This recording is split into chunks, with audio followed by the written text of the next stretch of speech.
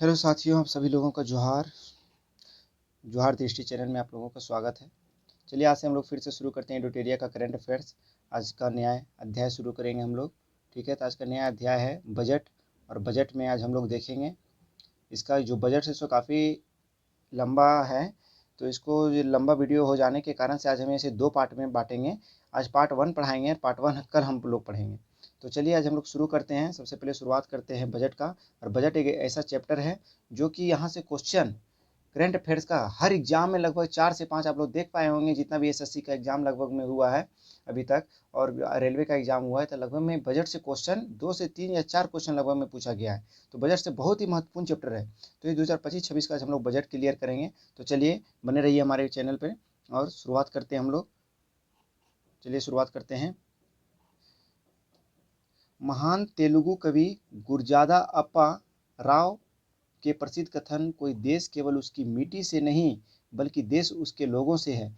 इस कथन इस कथन को कोट करते हुए केंद्रीय बजट 2025-26 को वित्त मंत्री निर्मला सीतारमण ने 1 फरवरी 2025 को संसद में पेश किया था। बहुत महत्वपूर्ण बातें लिखी हुई है ये बताया गया है इसमें, इस लाइन में, कि जो एक महान तेलुगु कवि हैं गुरजादा अप्पा राव, जो गुरजादा अप्पा राव जी हैं, वो एक प्रसिद्ध कथन, कोई देश, उन्होंने एक प्रसिद्ध, बहुत ही प्रसिद्ध कथन कहे हैं। उन्होंने बोले हैं कि कोई देश केवल उसकी मिट्टी से नहीं बल्कि देश उन लोगों से है।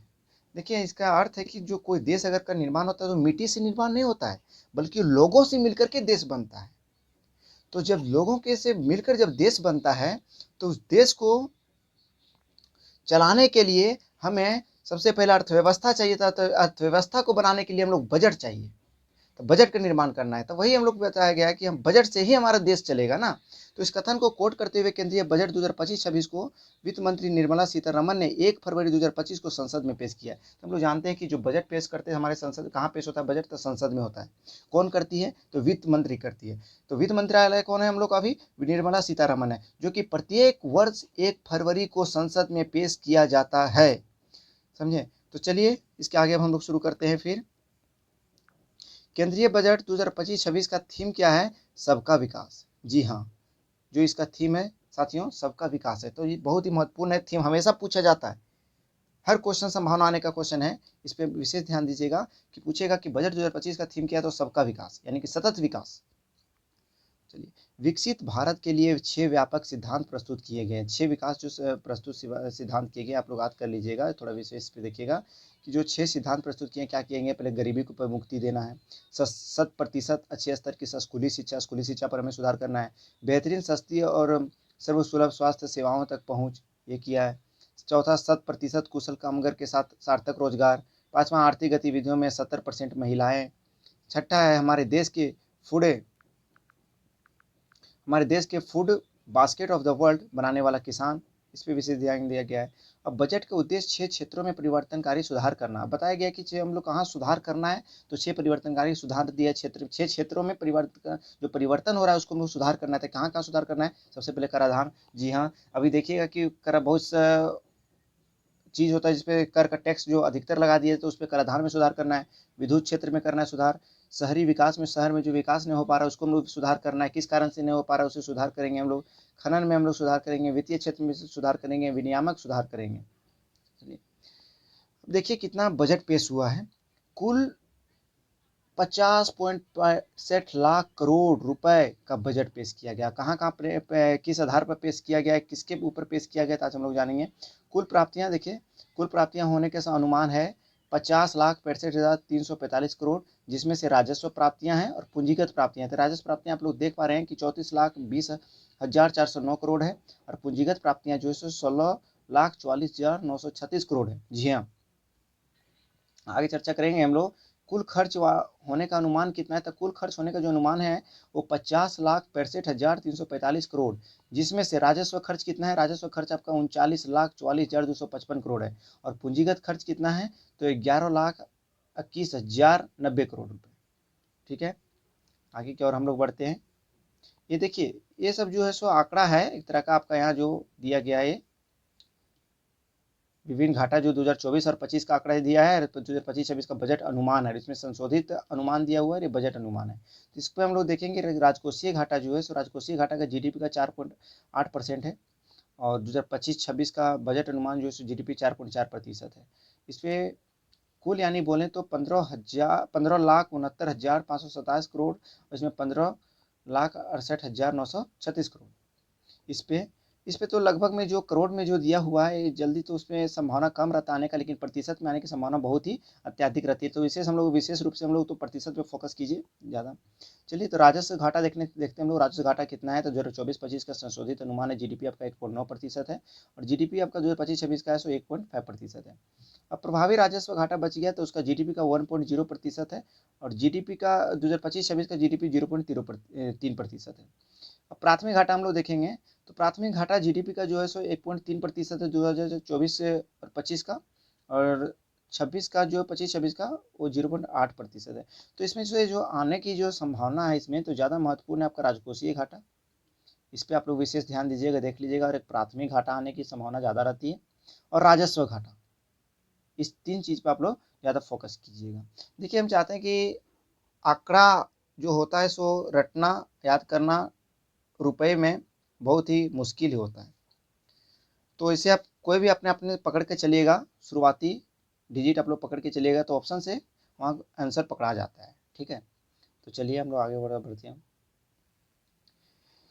केंद्रीय बजट देखते हैं हम लोग 2025-26 का शीर्ष 4 मत क्या है। रुपए कहाँ से आता है, बहुत इंपॉर्टेंट है। हम लोग ये भी जानेंगे कि रुपए कहाँ से आता है और कहाँ जाता है। जी हाँ साथियों, तो रुपए कहाँ से आता है ये तो हम लोग को देखना है सबसे पहले। भैया रुपए कहाँ से आता है, तो रुपए तो उधार और अन्य देताएं, हम लोग देखिए उधार लेते हैं, तो उधार लेते हैं क्या, कोई उधार लेते हैं तो कोई रुपया तो देता ही देता है। तो उधार लेते हैं और अन्य देताएं को हम लोग को दे रहा है, तो वही रुपया दे रहा है। क्या दे रहा है, रुपया दे रहा है। तो कितना दे रहा है, तो 24% दे रहा है।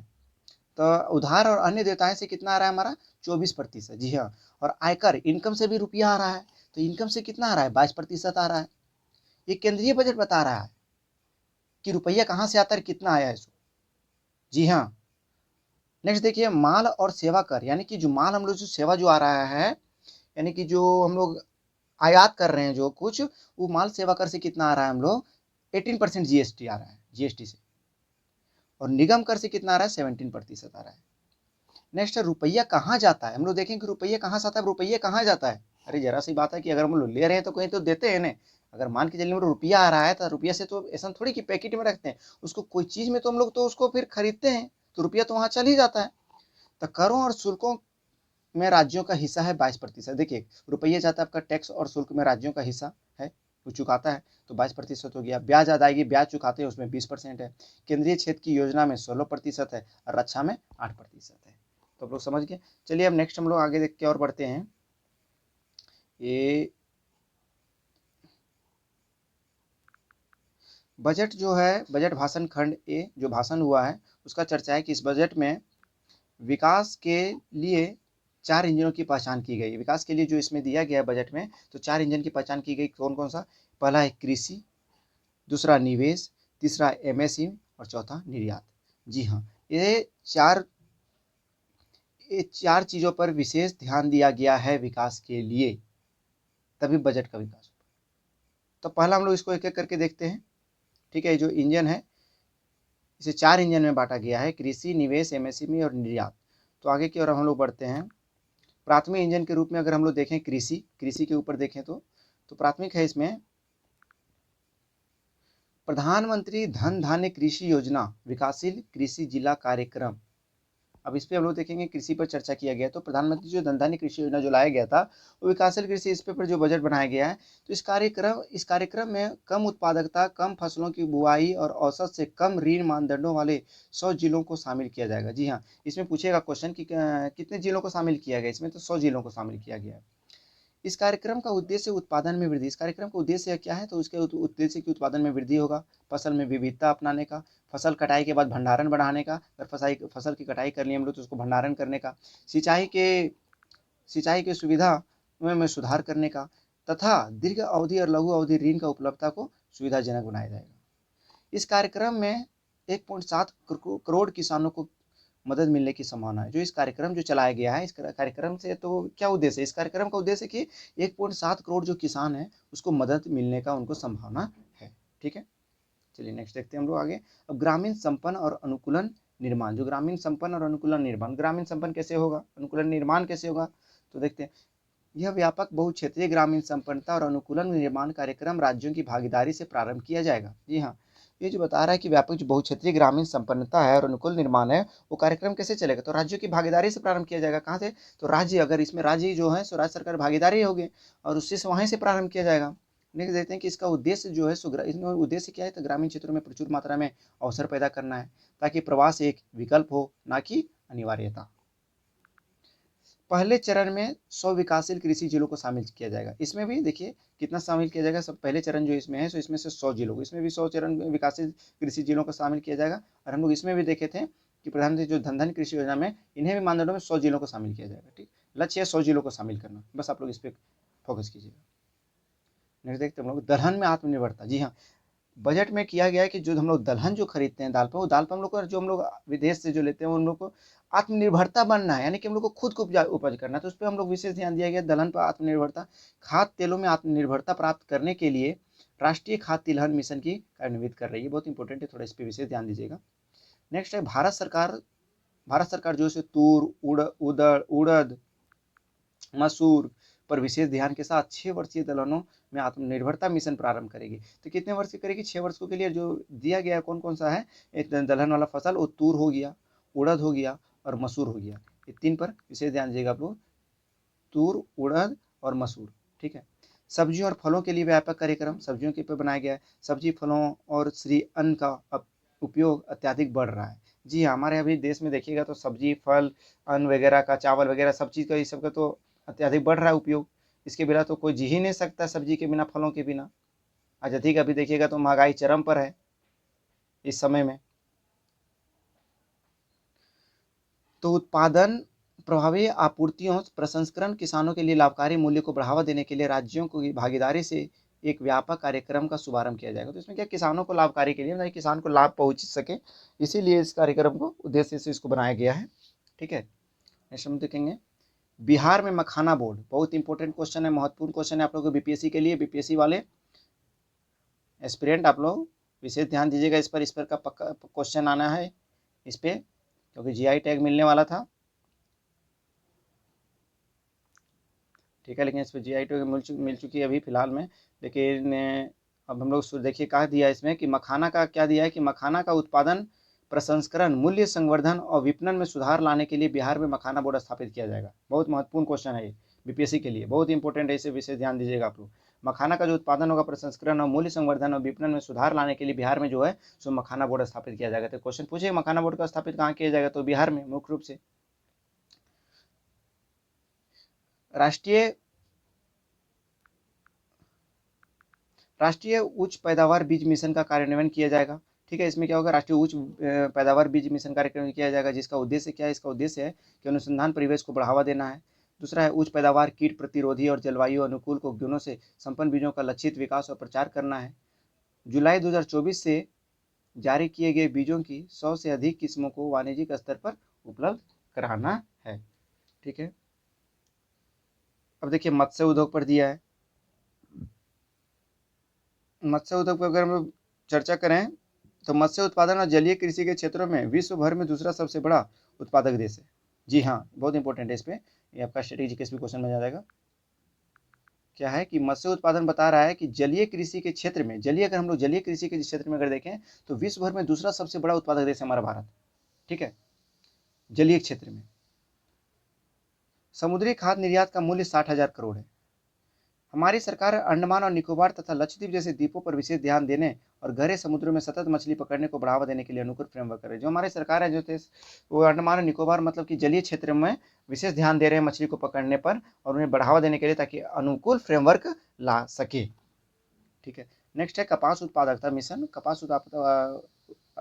कपास उगाने वाले लाखों किसानों के लाभ के लिए कपास उत्पादकता मिशन की घोषणा की गई है। इसके लिए एक पंचवर्षीय अभियान लाई जाएगी। जी हाँ, इसके लिए जो कपास उगाने के लिए जो है लाखों किसानों को लाभ के लिए हमारे देश में कपास उत्पादकता मिशन की घोषणा की गई है कि कपास उत्पादन की, तो इसके लिए क्या किया जाएगा कि 5 वर्षीय अभियान लाई जाएगी इसके लिए, ठीक है। तो ब्याज सब्सिडी योजना के अंतर्गत किसान क्रेडिट कार्ड के माध्यम से लिए जाने वाले ऋण की सीमा को 3 लाख से बढ़ाकर 5 लाख किया जाएगा, ठीक है। इसको तो बढ़ा गया भी महत्वपूर्ण है, इसे हेडलाइट कर लीजिएगा कि ऋण की सीमा को 3 लाख से बढ़ाकर के कितना कर दिया जाएगा, 5 लाख कर दिया जाएगा, किसके माध्यम, किसान क्रेडिट कार्ड के माध्यम से। नेक्स्ट हम लोग देखेंगे दूसरा चरण कि दूसरे इंजन के रूप में देखें तो सूक्ष्म लघु और मध्यम उद्यम पर इसमें दिया गया एमएसएमई। वित्त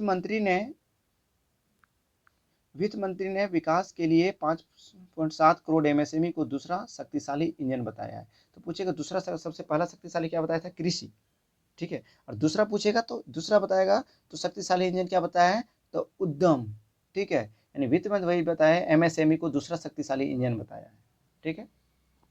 क्योंकि यह हमारे निर्यात में 45% योगदान करता है, क्योंकि हमारे जो निर्यात है, निर्यात में वो 45% योगदान करता है। वर्तमान में अगर देखा जाए तो 7.5 करोड़ लोगों को रोजगार देने वाली और हमारी विनिर्माण में 36% का योगदान करने वाले 1 करोड़ से अधिक पंजीकृत एमएसएमई मिलकर भारत को वैश्विक विनिर्माण केंद्र बनाने का प्रयास कर रहे हैं। ऋण तक पहुंच में सुधार के लिए ऋण गारंटी कवर बढ़ाया जाएगा। इसके लिए क्या बढ़ाया जाएगा, ऋण कवर गारंटी, ठीक है। सूक्ष्म और लघु उद्यमों के लिए 5 करोड़ से बढ़ाकर 10 करोड़, जिससे अगले 5 वर्षों में 1.5 लाख करोड़ के अतिरिक्त ऋण उपलब्ध होंगे। स्टार्टअप के लिए 10 करोड़ से बढ़ाकर 20 करोड़, जिसमें आत्मनिर्भर भारत के लिए महत्वपूर्ण 27 प्रमुख क्षेत्रों में ऋणों के लिए गारंटी शुल्क कम करके 1% किया जाएगा। और उत्तम तरह से चल रहे निर्यातक एमएसएमई के लिए रुपये 20 करोड़ तक के सावध ऋण, ठीक है। चलिए आगे बढ़ते हैं।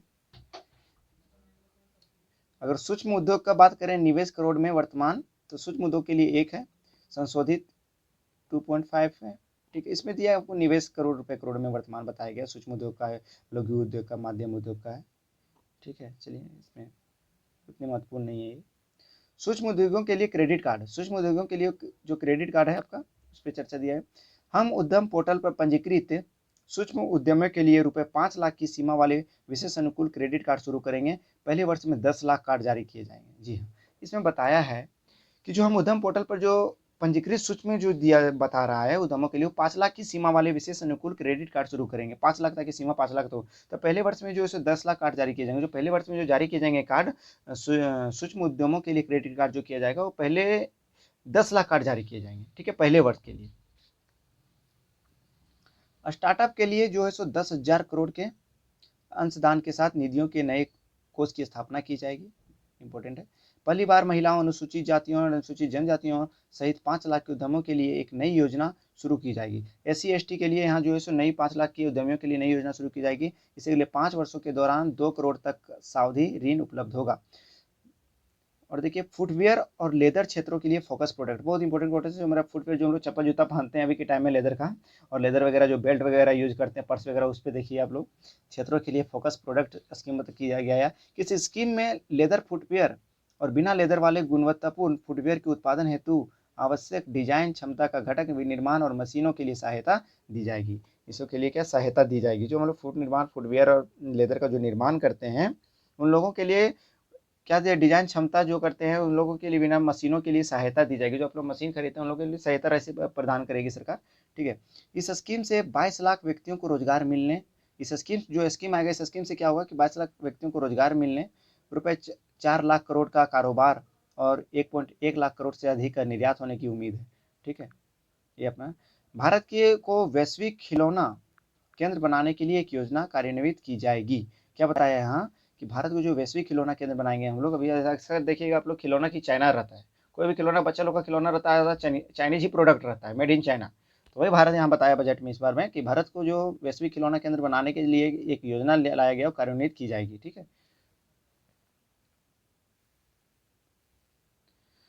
बिहार में ये भी बहुत इंपॉर्टेंट है, स्पेस दीजिएगा। जहाँ बिहार के देखिएगा, बिहार बीपीएससी के लिए बहुत इंपॉर्टेंट है। वर्तमान समय में बीपीएससी का बीपीएससी होने वाला है 13 सितंबर को, तो आप लोग का यहाँ ये फोकस हो जाएगा, आप लोग को इससे लाभ प्राप्त हो जाएगी। तो बिहार में खाद्य प्रसंस्करण के लिए राष्ट्रीय खाद्य प्रौद्योगिकी उद्यमशीलता और प्रबंधन संस्थान स्थापित किए जाएंगे। ठीक है, बिहार में जो बता रहे हैं कि खाद्य प्रसंस्करण के लिए, खाद्य के लिए राष्ट्रीय खाद्य प्रौद्योगिकी और उद्यमशीलता और प्रबंधन संस्थान वहाँ स्थापित की जाएगी। ठीक है, इसके परिणाम स्वरूप है कि किसानों के उत्पादों के मूल्य संवर्धन के माध्यम से उनकी आमदनी बढ़ेगी। देखिए, किसानों को आमदनी बढ़ेगी।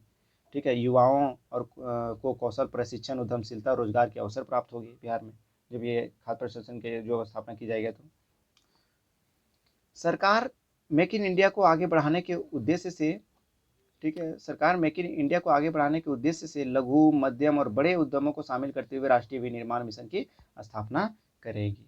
ठीक है साथियों, तो आगे बढ़ते हैं। अब हम लोग तीसरा टॉपिक देखते क्या था इसमें। तीसरे इंजन के रूप में अगर निवेश किया जाए तो देखिए था इसमें लोगों में निवेश, अर्थव्यवस्था में निवेश और नवाचार में निवेश। निवेश दिया है, निवेश का अर्थ मतलब निवेश कहाँ करेंगे, तो लोगों में निवेश करना है, अर्थव्यवस्था में निवेश करना है और नवाचार में निवेश करना है हमें।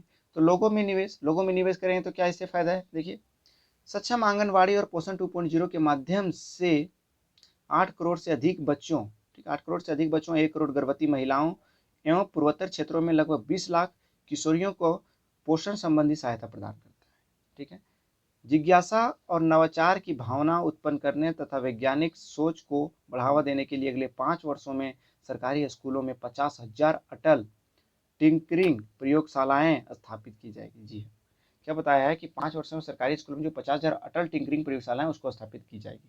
ठीक, भारत नेट परियोजना के अंतर्गत ग्रामीण क्षेत्रों में सभी सरकारी माध्यमिक स्कूलों और प्राथमिक स्वास्थ्य केंद्रों को ब्रॉडबैंड कनेक्टिविटी प्रदान की जाएगी। स्कूलों और उच्चतर शिक्षा के लिए भारतीय भाषाओं में डिजिटल रूप में पुस्तकें प्रदान करने के लिए भारतीय भाषा पुस्तक योजना कार्यान्वित करने का प्रस्ताव है। इसका लक्ष्य है कि विद्यार्थियों को अपने विषयों को बेहतर ढंग से समझने में मदद करना। तो जहाँ तक देख पा रहे हैं, इससे पढ़ने से हम लोग को यह अनुभव प्रकट हो रहा है कि इससे पता चल रहा है कि ये विशेष रूप से शिक्षा पर बल दिया जा रहा है, स्कूली शिक्षा पर बल दिया जा रहा है, प्राथमिक शिक्षा पर दिया है और स्वास्थ्य केंद्रों पर लगभग में विशेष मतलब सरकारी स्कूलों और स्वास्थ्य केंद्रों पर अधिकतर इसमें बल दिए रहे हैं लोगों में निवेश करने के लिए। ठीक है, वैश्विक विशेषज्ञता अगर बात की जाए तो भागीदारी के साथ 5 राष्ट्रीय कौशल उत्कृष्टता केंद्रों का स्थापित की जाएगी। मतलब कौशल उत्कृष्टता की जो है सो इसमें केंद्रों का स्थापित किया जाएगा, ताकि मेक क्या होगा कि make for India, make for the world विनिर्माण के लिए आवश्यक कौशलों के साथ साथ हमारे युवाओं को सुसज्जित किया जा सके। ठीक है, आईआईटी में क्षमता का विस्तार। आईआईटी में क्या है, क्षमता का विस्तार, यानी कि 23 आईआईटी में विद्यार्थियों की कुल संख्या में 100% की वृद्धि हुई है। 23 आईआईटी जो विद्यार्थियों की कुल संख्या कितनी 100% की वृद्धि हुई है। 5 आईआईटी में आंतरिक संरचना का सृजन किया जाएगा। आईआईटी पटना में छात्रावास और अन्य संरचना संबंधी क्षमता को भी बढ़ाया जाएगा। रुपये 500 करोड़ के कुल परिव्यय से शिक्षा हेतु कृत्रिम बुद्धिमत्ता एआई संबंधी एक उत्कृष्ट केंद्र स्थापित किया जाएगा। ठीक, चिकित्सा शिक्षा का विस्तार करते हुए अगले 5 वर्षों में मेडिकल कॉलेज और अस्पतालों में 10,000 अतिरिक्त सीटें जोड़ी जाएगी। ठीक है, अगले 3 वर्षों में सभी जिलों अस्पतालों में डे केयर कैंसर केंद्रों के स्थापित करने की सुविधा प्रदान करेगी। वर्ष 2025-26 में 200 केंद्र स्थापित किए जाएंगे। ठीक है, वो बोल रहे हैं 2025-26 में कितने 200 केंद्र स्थापित किए जाएंगे। ये जो थियोरिटिकल टाइप में जो इसे लिखा गया है, इस तरह का आप लोग पीसीएस में और यूपीएससी में इस तरह का क्वेश्चन आपको थियोरिटिकल अब देख पाते हैं कि कूट में आता है ऑप्शन, तो वही थियोरिटिकल में ही ऑप्शन आएगा। तो इस पर हम लोग को विशेष ध्यान इस टाइप में देना है कि इसे हम लोग ध्यान से समझना है। एक बार आप लोग खुद से अगर स्टडी भी कीजिएगा, रीडिंग डालिएगा तो आ जाएगा। और वहाँ से रीडिंग करके हम चाहते हैं कि आप लोग रीडिंग करके एक बार इस वीडियो को देखें, वीडियो के माध्यम से जल्दी ही समझ फिर आ जाएगा आप लोग को, तो एक बार पढ़ भी लें। ठीक है, चलिए आगे बढ़ते हैं।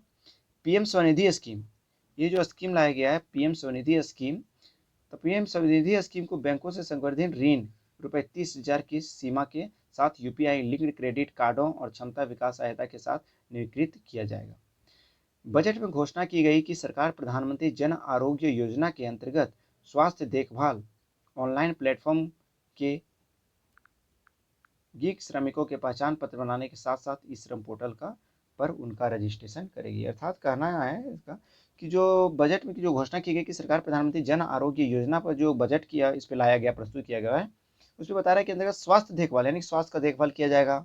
फिर ऑनलाइन प्लेटफॉर्म की जो गीग श्रमिकों की है, ऑनलाइन प्लेटफॉर्म में श्रमिकों की पहचान पत्र बनाने के साथ साथ ई श्रम पोर्टल पर भी उनका रजिस्ट्रेशन करेंगी, यही बताया गया। अब इस अध्याय से काफ़ी लंबा है तो इसे हम लोग 2 पार्ट में देखेंगे। तो एक पार्ट में अपने वीडियो ताकि लंबा ना हो, इसी कारण से हम 2 पार्ट में बांटे हैं। तो इसे फर्स्ट बजट का 4 पेज है लगभग, तो इसको 2 पेज आज हम लोग कवर किए, 2 पेज हम लोग नेक्स्ट वीडियो में कवर करेंगे। और बता दें कि अगर पीछे वाले वीडियो अगर आप नहीं देखे होंगे तो जाकर के आप वो देख लें, ताकि आसानी से समझ में आए और आप लोग को एग्ज़ाम के लिए बहुत ही हेल्पफुल हो। ठीक है साथियों, तो चलिए आज की वीडियो हम लोग यहीं समाप्त करते हैं। नेक्स्ट वीडियो हम लोग जल्द ही लेकर के आएंगे, पार्ट 2 इसका रहेगा बजट का, अभी ये ख़त्म नहीं हुआ है। तो चलिए इसी तरह आप लोग बने रहिएगा। चलिए बहुत बहुत धन्यवाद।